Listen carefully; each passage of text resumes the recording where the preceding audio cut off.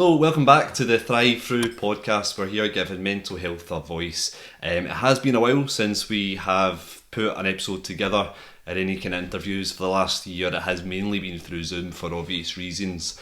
But we are back, we are building more content, and we're doing our best just to not just talk about mental health and how to deal with it, but also how to thrive with it as well, which is what we're all about.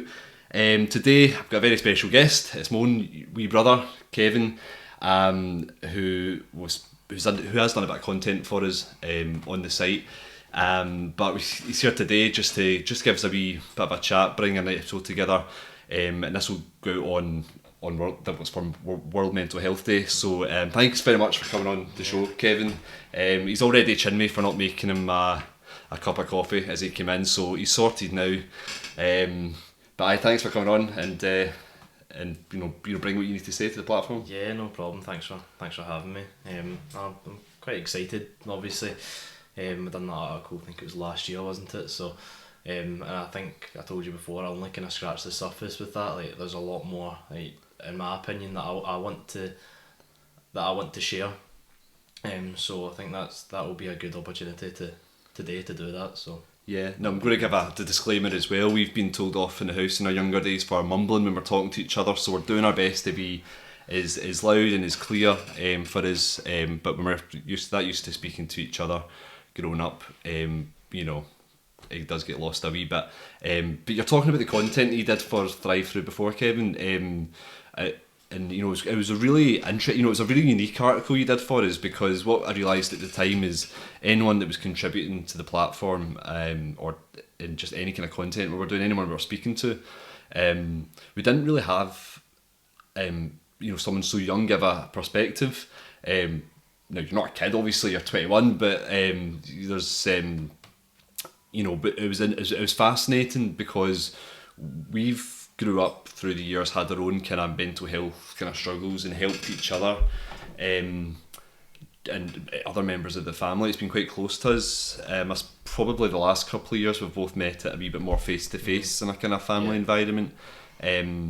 But for that reason, I think it is very important to kind of understand how everybody copes with it differently, even when you're like siblings and close of age. And we're not that close of age. There's just over 7 years between us, and I've always said there's sometimes that wee kind of mini generational gap there. Is that something you agree with when it comes to mental health? Yeah, actually, yeah, because I do believe that I think the way that young people deal with mental health can actually be different to, I'm not saying you're old, but I'm not, like you say, that older generation.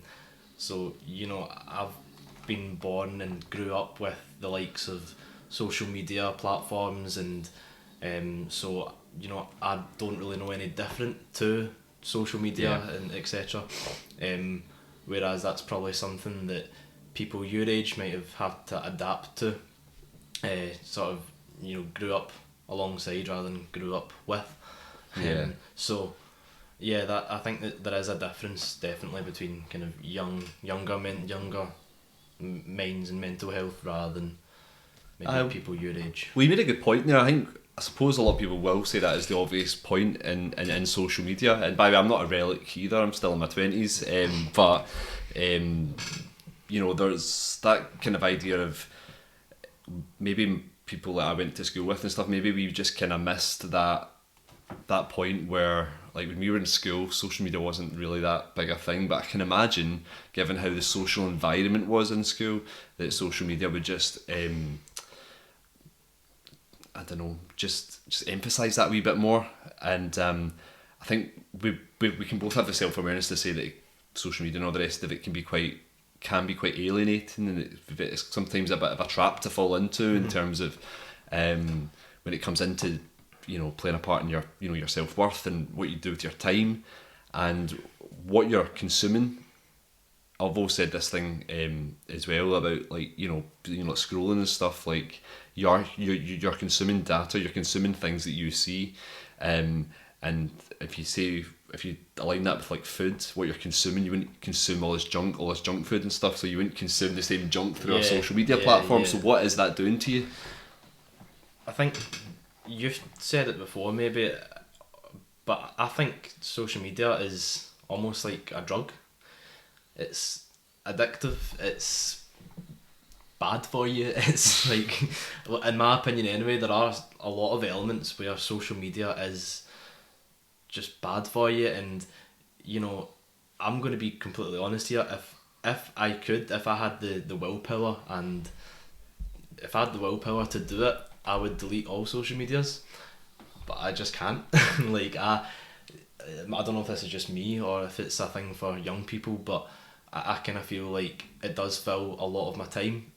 Maybe if I'm sitting in a waiting room, or if I'm in a lift with someone, or if I'm just not doing anything, it's just a kind of subconscious thing almost to look on your phone and scroll through social media. Do you know what I mean? And you know, and I spent a lot of my time. Well, I tell a lie. Sorry, I spent a bit of time actually off social media, and trying to kind of fill those gaps with reading, because at that point I felt that was going to be more healthy for my mind. And you know, if I could have followed through with that, and if I could have kept that going, I think, you know, it would have been great. But like I say, unfortunately, I remember that well, and it did the world of good for you, just from the conversations we had at the time. And I think, you know, you won't mind me saying as well, it was probably on the back of going through quite a difficult time yourself. And I think, just to go back a second, just all of that, you know, things are addictive, things are bad for you, like in the wrong quantities. You know, I think a lot of things, like, you know, like a beer's not going to kill you, but, you know, kicking the arse out all night, you know, is going to do a wee bit of damage. So and we know that, so I'm not saying everything's, you know, everything in moderation, I suppose, but when it comes to social media and all the rest of it, but there are other examples, by the way. It's just so current. I think especially after the last 18 months as well, it's became such a source, or one of the only sources of things to do things when people comes to voice their opinion, even just things to do. And it's one of those things as well, like you're talking about it being addictive, like it releases it releases dopamine in the brain, that makes you feel good, that makes you want it more, so it's addictive. The same thing that gets released when you put a bet on, you win that bet.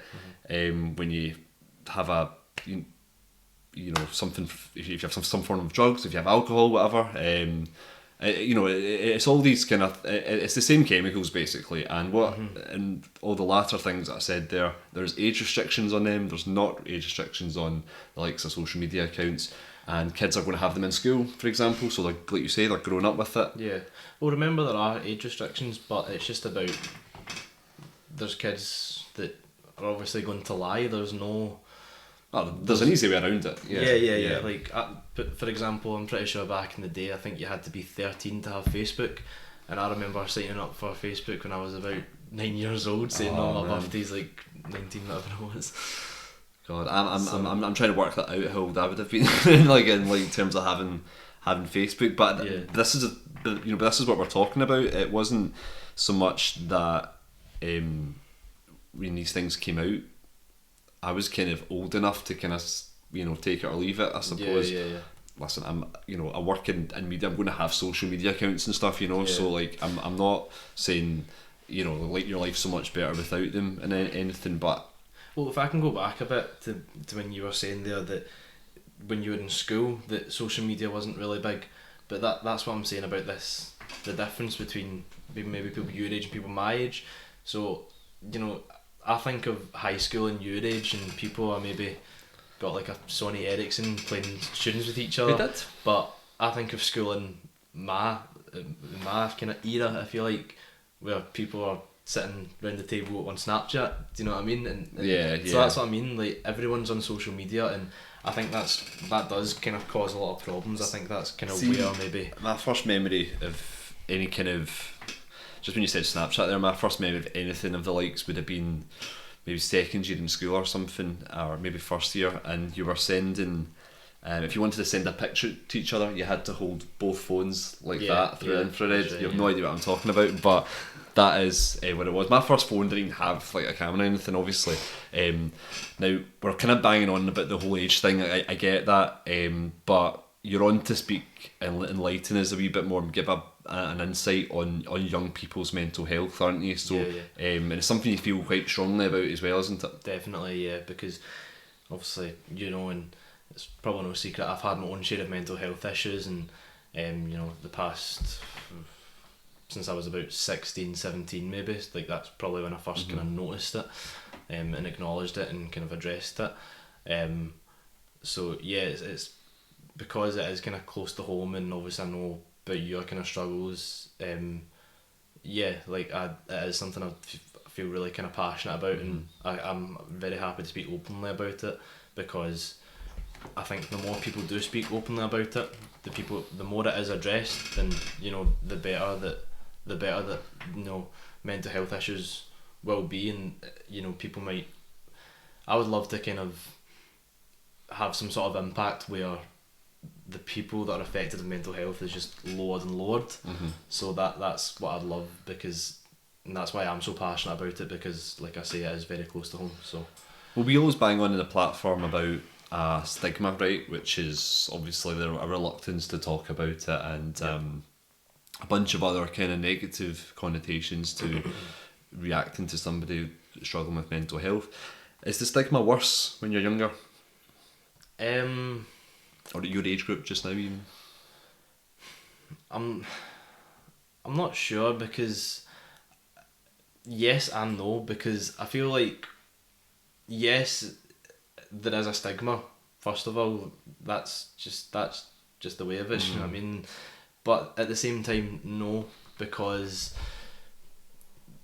it's quite hard to explain, but the more I've spoke about it with my friends a lot, and they've been really supportive with me, and I've spoke with my family, and again really supportive, and I've seen people on Twitter mainly speak very openly about mental health, and I know I've probably just sat and said how it's so bad for you, but I've seen people on Twitter. That's what we're saying, moderation, it can be used quite good as well. Yep. I've seen people on Twitter very, very openly speak about their mental health, and seeing that is quite positive in my opinion, because it just shows that more people are talking, and they're my age group. I know that more people are talking about it, so that reluctance of talking about it is almost gone, because people are reaching out almost on Twitter. If that is their way of reaching out, then so what kind of things is it? Is it like, I've had a bad day today, or are they saying I've struggled with anxiety recently, or what's the kind of... Well, I've seen a certain account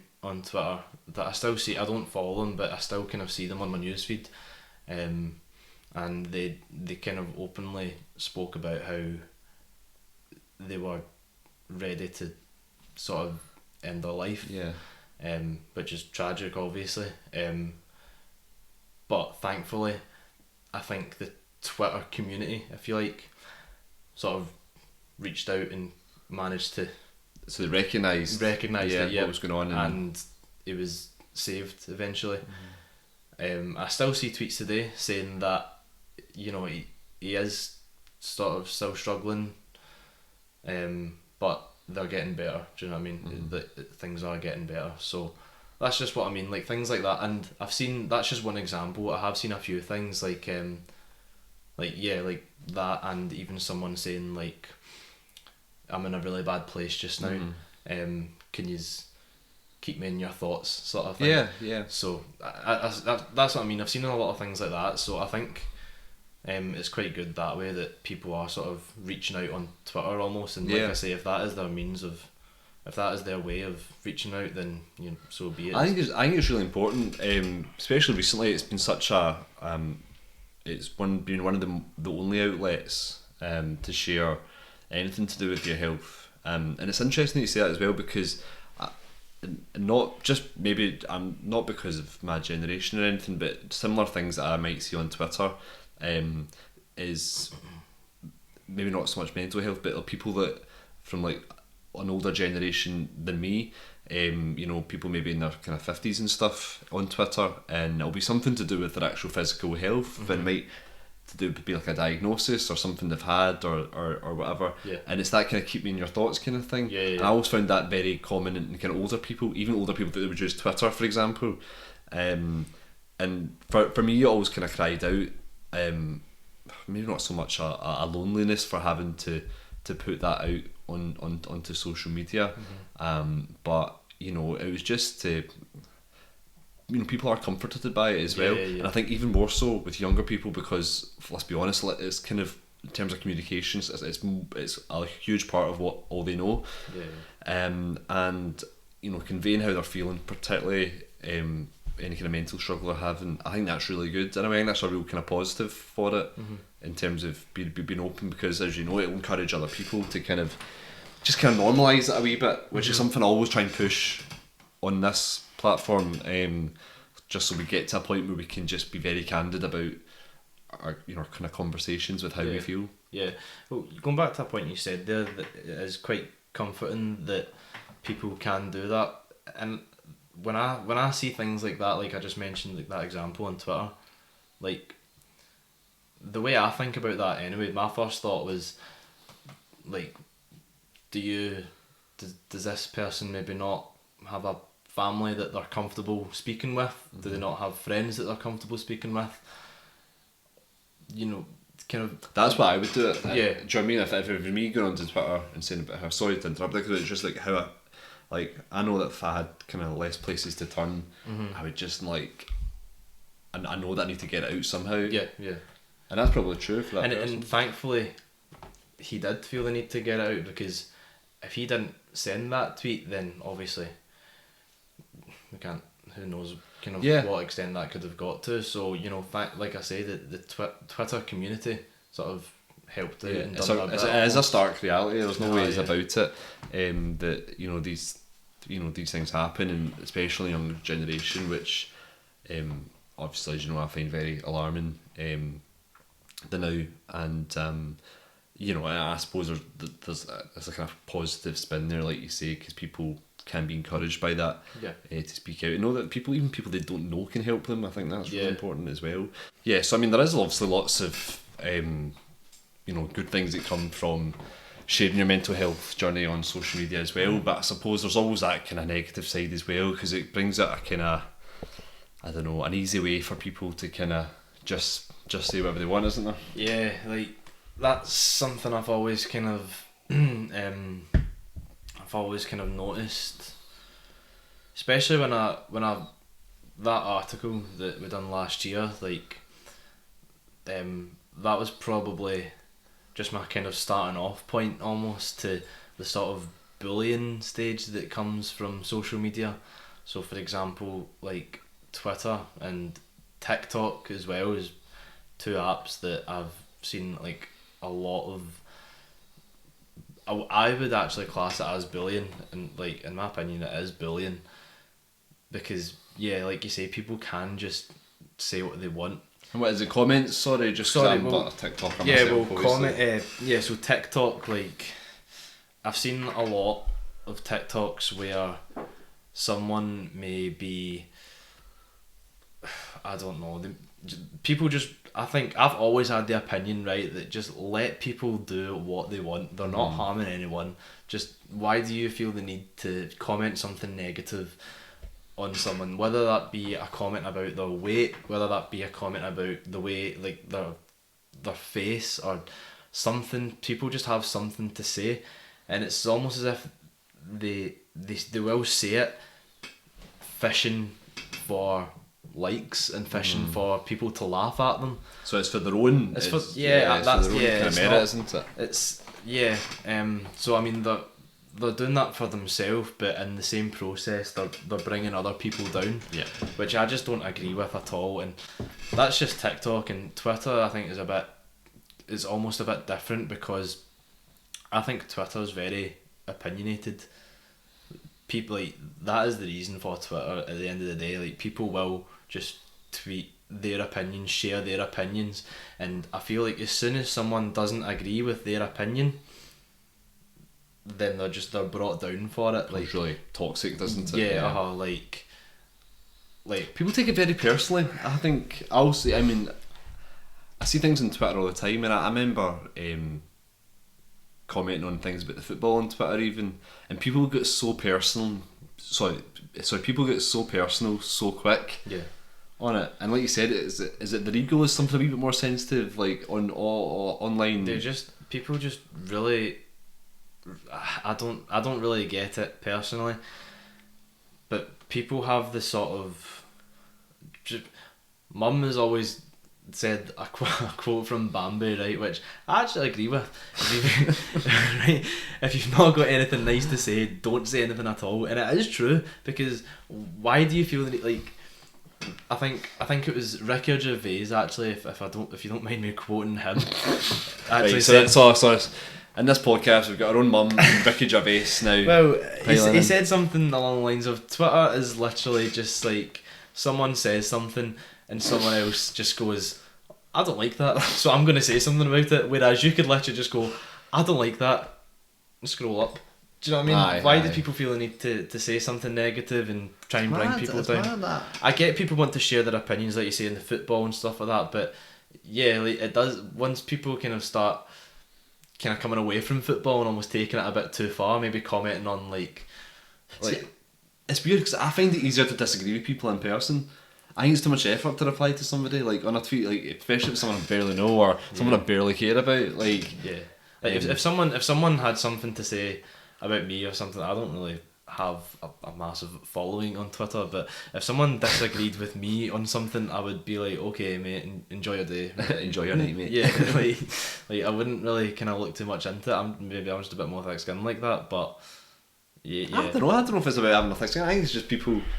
See, I think people that kind of put it out are that bit more sensitive of getting it back. So there's a lot of kind of insecurity kind of issues that maybe come from that, and I don't know. Like, I think the whole fishing for likes and stuff, like slagging somebody to get a wee bit of social status yourself. You know what I mean? Like, for a good tweet's done quite well here, and but I've slagged somebody off as collateral. I think that's quite dangerous, and I think that comes down to people's insecurities, because you know, if you're prepared to do that for your own ego, then you know there's something a wee bit more deeper rooted there, in my opinion. I mean, it's I don't think there's anything too wrong with saying that. I think, and if I can refer to the article from that I wrote, or you wrote even, you wrote it, you know. The article, you know, that's where the kind of mental health card comes in, because if someone tweets something and someone replies to it and disagrees with it, and then they end up taking, you know, a slagging for it, and you know, and then they end up saying like, oh, like that's not fair, you shouldn't have said that, I'm in a bad place just now, for example, and for all they know they are in a bad place, and then that's where they say, oh, that's you just hitting out with the mental health card because you know, because you can't take a slag and shot.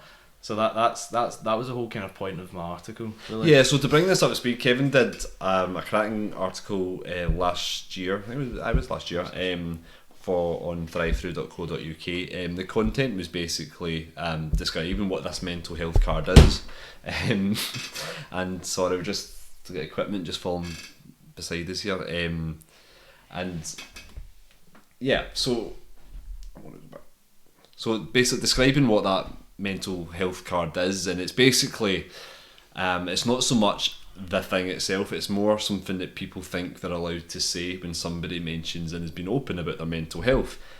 In other words, the complete opposite to what we are trying to do. So you know, so someone has actually got an issue with somebody speaking up about their mental health, which I think is just incredibly brave in any scenario, let alone, I mean, like, I feel I can be quite, you know, brave enough and open enough about my own mental health, but I would find it an incredibly different situation when I have to tell somebody that something you said hurt my feelings, and therefore it's affected, you know, it's made me more anxious, or it's made, you know, it's really kind of affected my mental health that way, and people suffer from social anxiety all the time, and online's no different.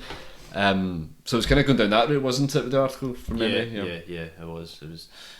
Yeah, I just that's kind of comes hand in hand with the point I was making about bullying, really. I think there is just a lot of and people say before, oh, how can you be bullied when you're 20 years old? I think anyone can be bullied, right? You don't need to be. Of course. You don't need to be. Everyone's got feelings. I mean, exactly. And people think of bullying as an 8-year-old child in a school playground like that. Get a wedgie. Yep. Like, but that, like, you can be bullied online. You can, trolls. Do you know what I mean? Like, that's, to me, that's bullying. And I think trolls is an excellent term for this kind of stuff, because they get because they get tarred with this all the time, and rightly so. And it's just one of those kind of social memes that have developed over time. And while we're kind of on that, we're kind of moving away from the kind of negativity side, because I think we could open up a few cans of worms and all this kind of stuff. But you're on Thrive Through today. You're wanting to speak about mental health. You want to give mental health a voice. So let's go back a wee bit about your story. Obviously, I know a lot of it.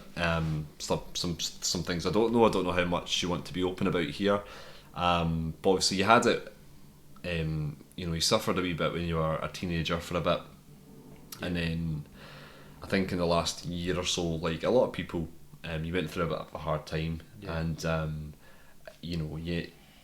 I suppose I'm speaking for you here with how much you want to be open about, but you went for a wee bit of help, and so just talk to us about how that kind of started, and how you ended up kind of kind of getting through it. Well, I guess I first acknowledged that something wasn't quite right when I was like I say, I think when I was about 16, 17, like I remembered just having like drastic mood swings, and kind of few people sort of maybe suggested that it was an age thing, sort of hormones and whatever, but I don't know, because like I say, I was 16, 17, like I would like to think I was sort of past that stage. I would say that still comes under mental health personally, but and that's another thing, like it's kind of important to not dismiss it as it's just your age sort of thing. Don't palm off, So like that was kind of where it all started, and I think just through school and stuff, it was never something I sort of kind of and I did acknowledge it, but I didn't really look too much into it almost. I just kind of, I did sort of almost sweep it under the carpet a wee bit. I almost just did kind of say, oh, it's nothing, just and as I got older, it kind of started to get worse. Like after I left school, there was one point particular in my life, it was the kind of latter end of 2018. I just kind of felt a lot of things weren't going right at all. Like there was just so many things building up, and I was just unhappy sort of all the time. And I actually think it had something to do with, like I said, it was the latter end of the year, so it could have been something to do with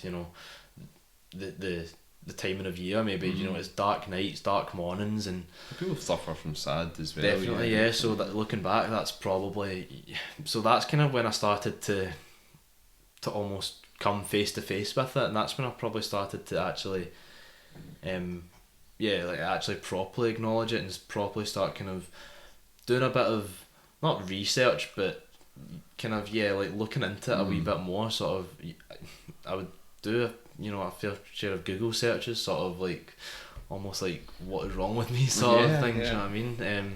So I did kind of come up more face to face with it. But like I say, the first sort of couple of years, I almost just kind of palmed it off to the side. But see, just to stop you there, just when you're saying about the kind of wondering what was wrong with you kind of thing, and kind of looking, kind of actually proactively, kind of looking things up yourself. Going back to the kind of younger generation thing and young people's mental health, do you think that's something that maybe people do a lot of, or do you think that we just don't know about? I'm not sure, to be like people not knowing what's wrong with them, because I know that, well, when I was young and suffering anything, I wasn't so much, I was just a lot of kind of looking in the mirror kind of thing, and trying to figure out what was wrong with me that way, rather than trying to find an answer. Like maybe you were being a bit more kind of productive with it that way, but for me, I was just putting off going for help. Well, this is a term I've used kind of a few times almost. I don't know if I've been speaking to you or anyone else, but I've kind of, when I was younger, when I was at that point, I sort of diagnosed myself with bipolar disorder. Like I say, just drastic mood swings, and like I say, and yeah, I'll get into it a bit later, but I kind of spoke with the doctors about it, and they kind of disagreed with me almost that it was that. But yeah, so at that time I kind of diagnosed myself, and it's interesting because maybe I needed a diagnosis in order to sort of make me like more relaxed about it. Mm-hmm. Like maybe I was a bit sort of uptight and anxious, which obviously wouldn't have made things any better. Maybe I was just a bit uptight and anxious about what it actually was. Like, what is it that's wrong with me? Like, why do I feel like this? So that's interesting. I do agree with that, because it gives you a bit of breathing space knowing what you're dealing with. Yeah.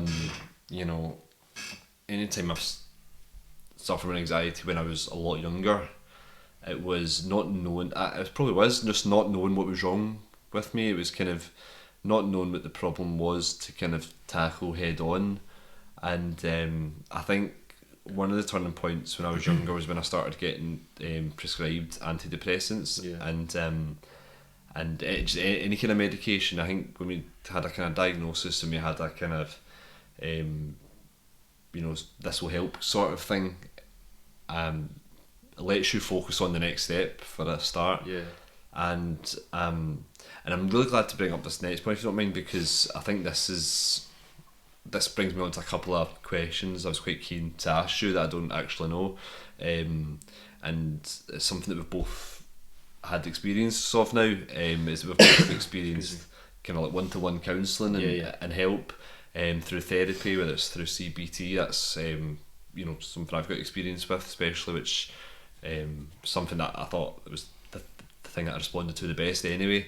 But even just that one to one person, so there was a point where that became an option for you. What was your kind of first thoughts towards that idea? Yeah, so just going back, if like that was, I think I left off 2018, so kind of skip forward like 2 years really.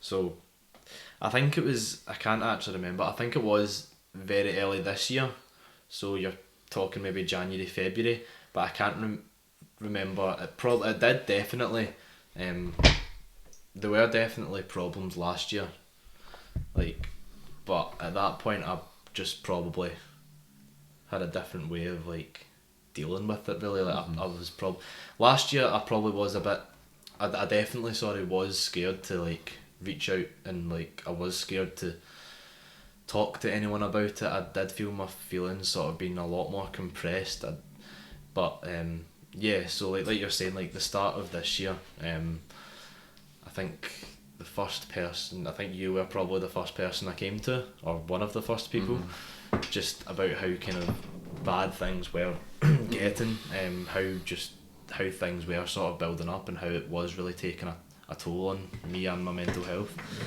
So, at that point you were very helpful. You kind of suggested things like, in fact I think I did actually take it upon myself to phone the GP at first. I know, sorry, my story's a bit sort of shady, but no, I just can't really remember. It's a hard time to remember. Yeah, You know what? yeah. It's like in your head's like that. Yeah.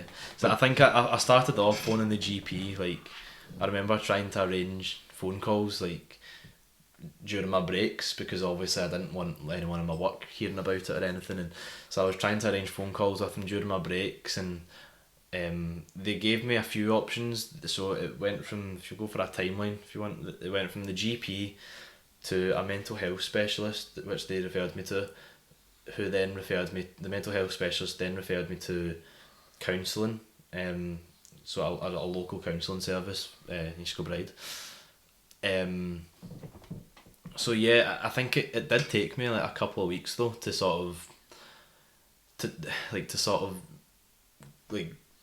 use any of the services that the mental health because the mental health specialist actually just basically sort of gave me like a couple of websites, and I think I did tell you before, like I didn't really want that. Like I was almost waiting on someone doing that for me. Like I was almost wanting someone to wave a magic wand and make me feel better, but like I think I spoke to you, and you did tell me like how beneficial counselling was. So at that point, I was like, okay, right, so just take Matt's word for it. And yeah, I phoned up the counselling agency, gave them a bit of a backstory, just so they could probably get an idea of how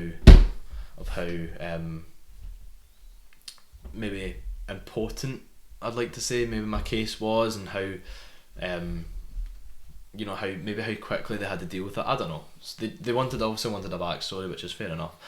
So I gave them a bit of a story and told them how I've been feeling, and at that point it was a case of, okay, thanks, we'll be in touch. Like as soon as someone kind of becomes available. And I will mention as well that at this point I think it was during, like, when we were still the lockdown. Yeah. Like restrictions were very strict still.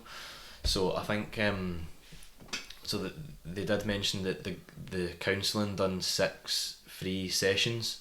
I think it was from the government, I'm not sure. Basically, because of COVID, they knew that a lot of people would be. So this is a private agency that's been commissioned through the government because of a dip in mental health nationwide, presumably, to then give you 6 free sessions. Yep. Which is probably something that a lot of people didn't really know about at the time as well. No, so it's worth promoting that. I didn't know until the mental health specialist told me about it. So yeah, and I think that's one of the things you mentioned, because you did say that counselling's X amount per session, and you said, Kev, if they are giving you 6 free sessions, it's a no-brainer. Like, go for it, take it. So like I say, at that point I was like, I should go for it then. Like, yeah, I know that the people you're dealing with, the professionals, are urging you to kind of do a lot of it yourself, which is very hard to do when you're struggling mentally, because like many young men, I'm just going to say that just now because this is obviously what we're dealing with in this episode, but many young men, like, they're not going to ask for help actively, well, in a normal time, even if they've just got something on in the background, but even when they're like really bad, like if they're asking for help when they're that bad, they're not going to be able to go, and by the way, it's this, and specify what it is. Like, I've always, well, in fact I've not, but since I finished my counselling sessions, because by the way, that's been a good couple of months since my last session, a good few months, I can't really remember, but yeah, so after that I've kind of had the attitude of, you kind of do need to take a bit of charge of the first step, which is obviously really hard to tell someone like that's struggling that much, like as much as I was. Like, if someone was to tell, like, it's basically like it's what it felt like to me was me reaching out to the doctors and saying, listen, I'm really bad, like, I need some help, and they turn around and say, alright, okay, well, you need to do the work. You've got homework to do.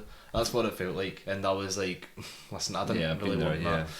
Maybe an alternative is, see, instead of the mental health specialist saying, why don't you phone them, like, go to this website and phone this counsellor, maybe it would have been beneficial, because like I said, like, it was hard for me to reach out to the counsellors. So maybe what would have been an alternative is for the mental health specialist to get in contact with the counsellors and say, oh, by the way, would you mind giving this person a call? And then at that point, if I was to get a call, maybe at that point I'd be like, do you know something? Yeah, now that you mention it, I'm this is how I'm feeling.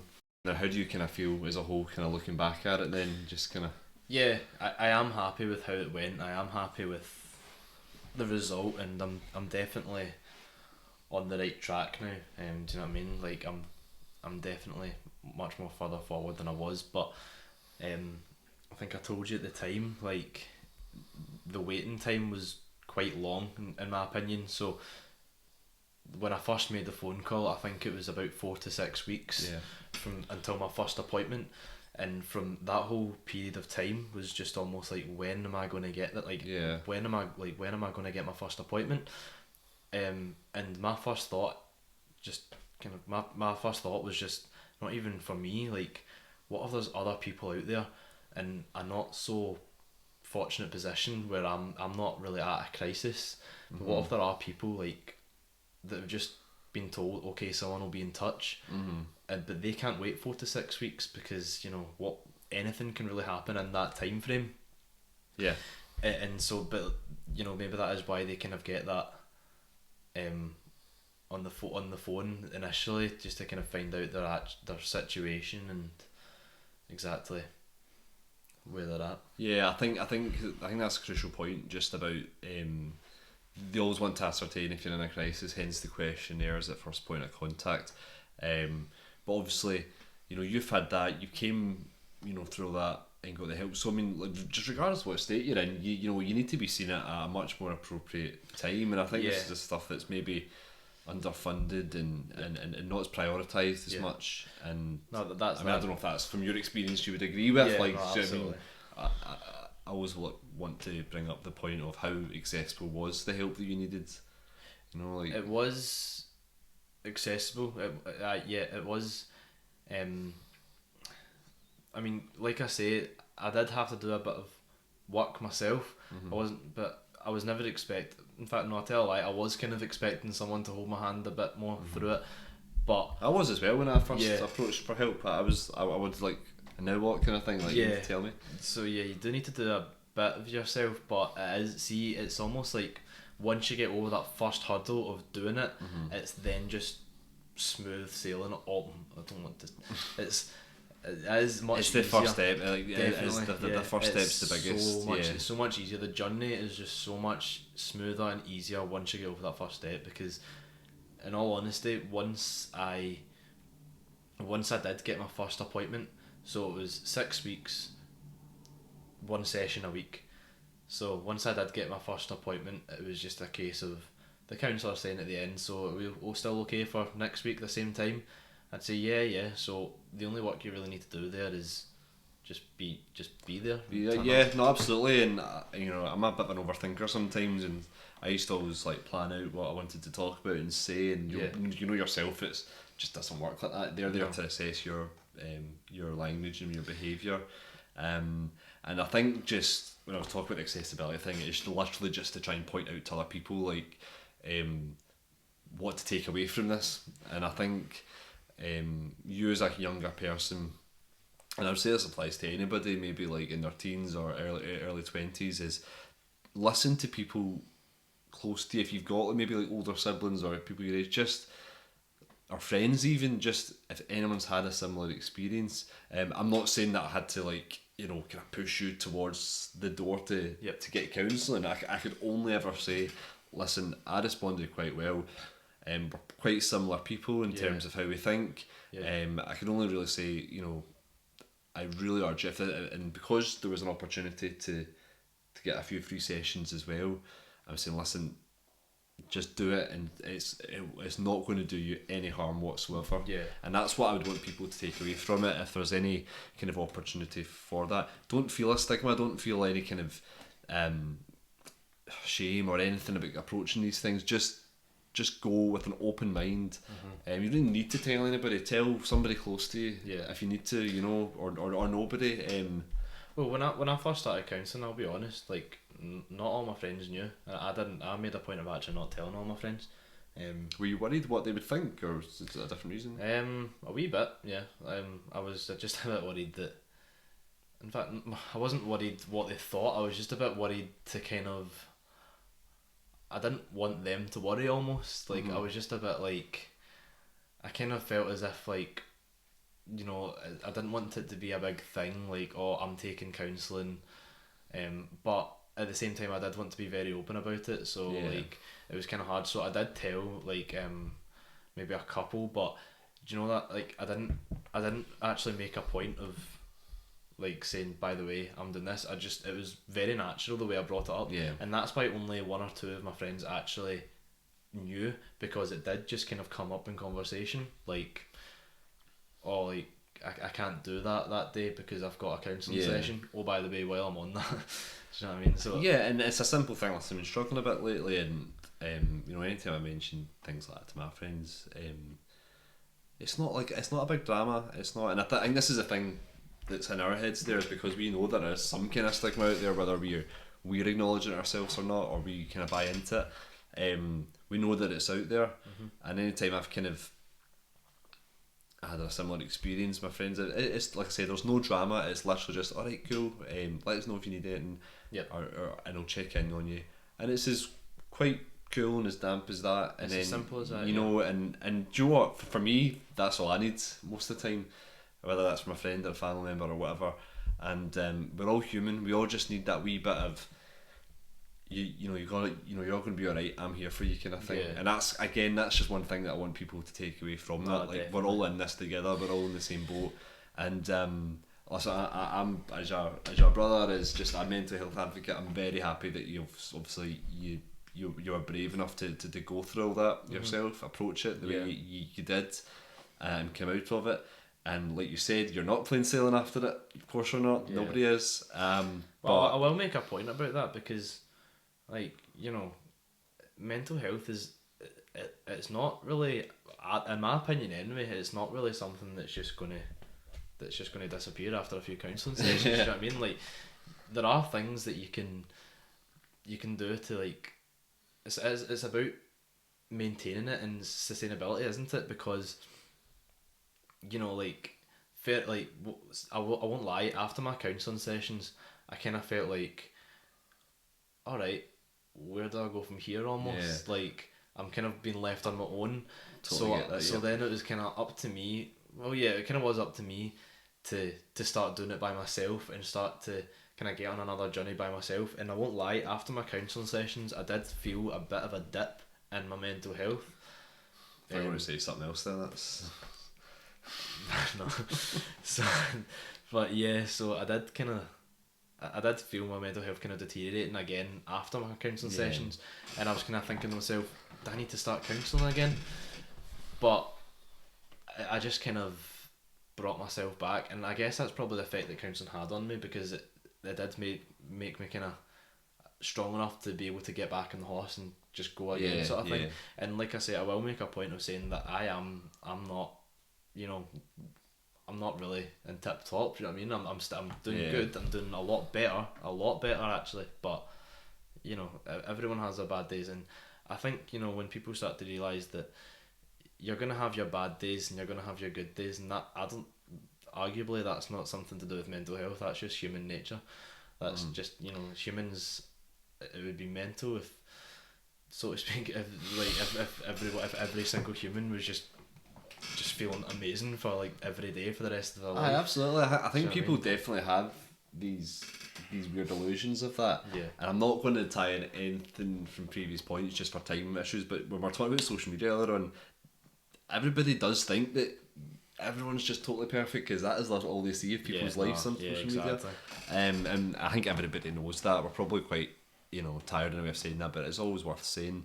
Like I always say as well, like, you know, mental health is life, like in general. It's not about like, because if you looked at like you know your heart monitor, it's not going to be like that, because that's a flat line, which means you're dead. So it's obviously up and down. Do you know what I mean? So and you're right. I know. And it's one of those things, you know, to remember, whether you're struggling, whether you're going through a good time or a bad time.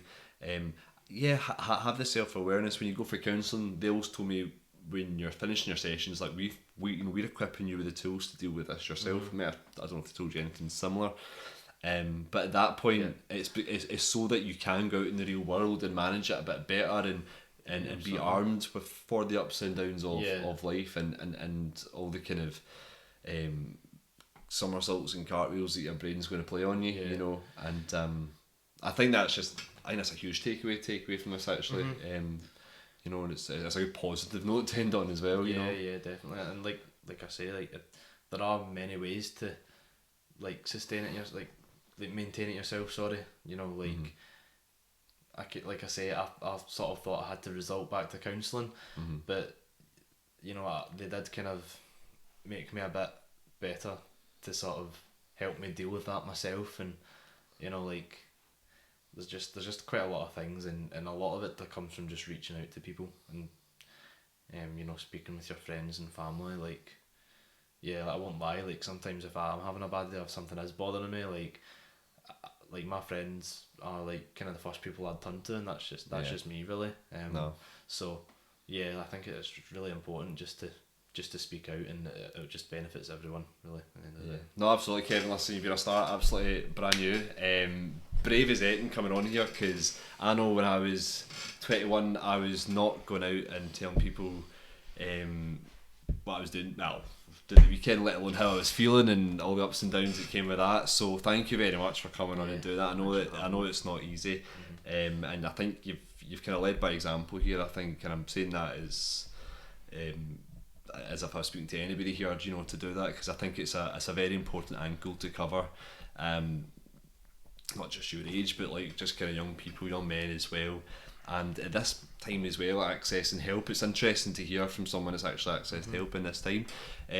Obviously, we did speak a wee bit about Kevin's article, which is available on thrivethru.co.uk. That's where all our Thrive Thru content is. The podcast is available on YouTube, Spotify, and Apple Podcasts, as well as Google Podcasts, and most streaming stuff as well. So you can all click the links that are in this below. Subscribe to the channel if you've not already as well. That'd be a fantastic help as we try to rebuild some of the content. And we're continuing to give mental health a voice, so stay safe. Obviously, if there's anything you want to discuss on the back of this or contact myself or Kevin, you can find the contact details below as well. So thank you very much, and we'll see you next time.